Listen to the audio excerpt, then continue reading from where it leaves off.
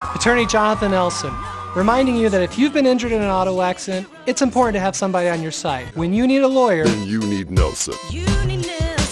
On December 29th, it was reported that Russia had launched its biggest aerial barrage against Ukraine since the war started in February of 2022. Approximately 122 missiles, alongside dozens of drones, were sent against Ukrainian targets. However, the attack resulted in the death of at least 30 civilians across the country and has left 144 people injured. There is an unknown number of those that are buried underneath the rubble, and the assault was reported to have lasted roughly 18 hours, according to Ukrainian officials. A maternity hospital, apartment blocks, and schools were some of the buildings reported to have been damaged across the country of Ukraine. Overall, the attack has left its mark on 6 cities throughout the country. Kiev, the capital of Ukraine, was one of said cities hit from the attack. It was also reported from authorities in Poland that a Russian missile entered the country's airspace in the morning hours on December 29th, heading in the direction of Ukraine before vanishing off of their radars. The majority of the missiles and drones deployed against Ukraine were intercepted by the nation's air force overnight, according to Ukraine's military chief